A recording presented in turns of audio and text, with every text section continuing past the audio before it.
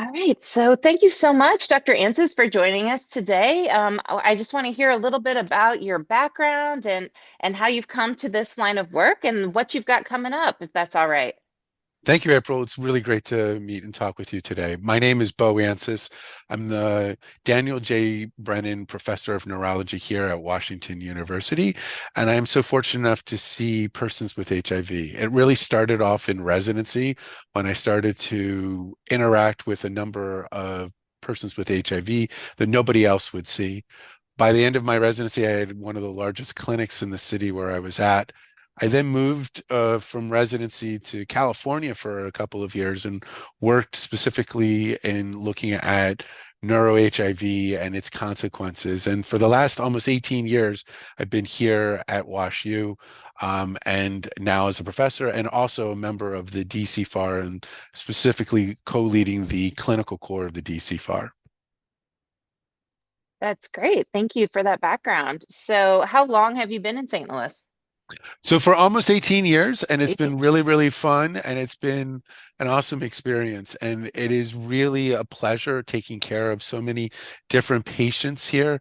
And as one of the only neurologists in the United States that sees persons with HIV, we've really built up this clinic so that we see patients not only from St. Louis, but all from Missouri, Illinois, and other Midwest states. And so we have those capabilities of seeing these unusual patients, but also those that are not being able to be seen typically in many cities or many states.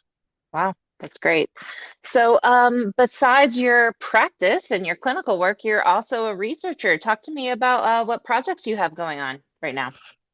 Yeah, so I see patients in clinic at least one day a week, but I also am very interested in research and really moving the field forward. And I've been very fortunate enough here at WashU to receive funding to do that. Many of our work has been supported by the National Institute of Health, but also by other foundations as well. And we've been able to not only do this kind of research, but build the next leaders in the field and really have some wonderful members of our team that are actually doing that kind of research.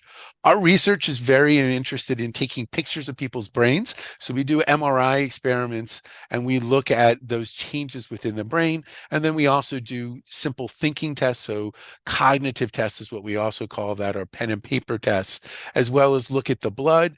And in some individuals, if they're willing to, we also do a lumbar puncture to look at the spinal fluid that's around the brain. And by doing that, we get a more complete picture of what's happening in the brain of these individuals. And then we compare that to individuals that are uninfected and look at the effects of the virus in the brain. Currently, we have many studies that are doing these kinds of imaging techniques, but we're also looking at not just when an individual is alive, but if they were so happened, if they do pass away, that we also look at their brains at autopsy. And so we're able to compare what happened at death to what we've seen when they were living and make those different kinds of comparisons. Wow, that's really interesting. And it sounds like a very specialized field. So thank you for that work. Thank you. It's very exciting because we really get to interact and we really can make a difference in many of these individuals because we see about 30% of all persons with HIV have some kind of cognitive complaints, and we are able to evaluate, and then our hope is to give them more precision medicine, so more tailored medicine to those individuals. And that's part of what we're also doing in the D-CFAR and the clinical core of being able to offer these kinds of different treatments as well as availability, especially since things are now changing with long-acting antiviral regimens. That's right. That's great. So I wanted to talk to you a little bit about an upcoming big conference, big meeting that's coming up in Denver. So it's called CROI, which I believe is the Conferences on Retroviruses and Opportunistic Infections. This is something you've been going to for a long time. What can you tell me about your past experience and what are you looking forward to with this year's event? So CROI is really where all the different groups, both not only in the United States, but internationally, come to one place where you can see and really experience the whole field. And it's not just in infectious diseases such as HIV, which is predominant of the conference, but other infectious diseases like COVID or other different diseases that we may see, other infectious diseases that we may see. It is really where the most groundbreaking, exciting results are released, both on the clinical trial side, but also on the basic science side.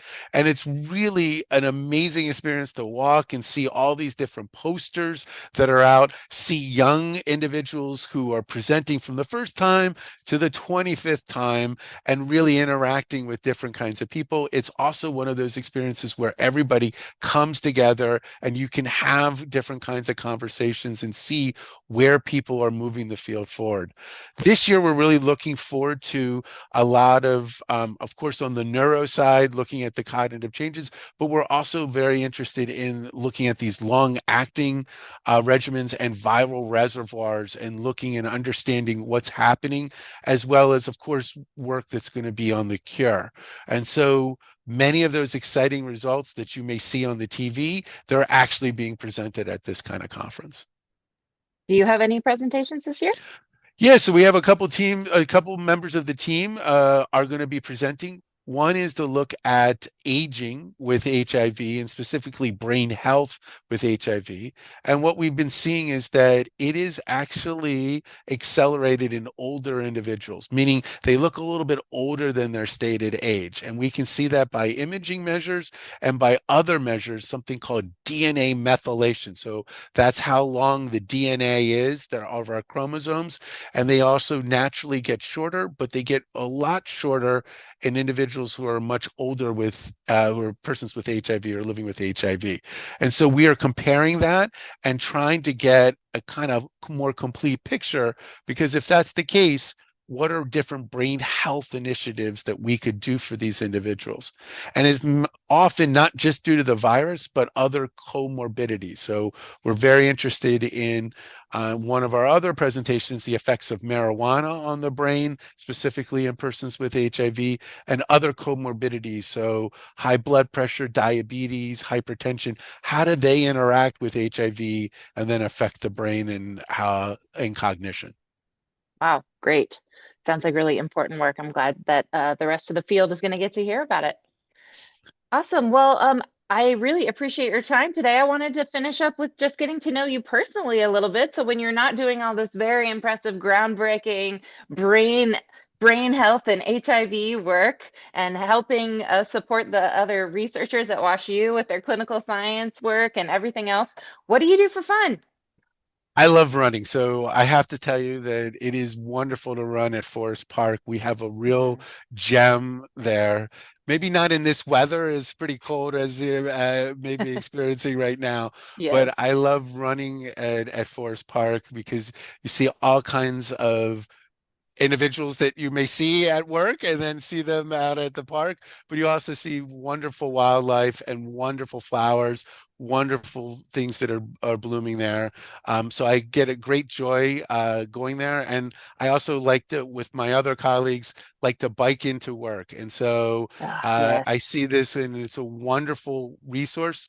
And what's so really wonderful about St. Louis is that there are so many great resources that are here that people can take advantage of. And it is so easy to get around. So you can get to different places in a pretty quick period of time. And so I enjoy, and my relaxation is biking in or out of work. And that's where I can kind of reset after a long day.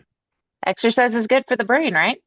It is. It's absolutely. And we know it's so being engaged both cognitively, but also physical activity is a protective factor. And we're really starting to notice that if we can do that, and we actually did a whole clinical trial looking at the effects of exercise in persons with HIV, and we did see some benefits of doing that. So I encourage, and if I'm going to say that, if I talk the talk, I better walk the walk. And I I was do going do to that. say, practice what you preach. That's right. That's right. Great. Well, thank you so much, Dr. Ances. It was wonderful talking to you, and I wish you all the best. Have a great time at Croy and bring back a lot of great information for the rest of us. Thank you. It's great to be here. Awesome.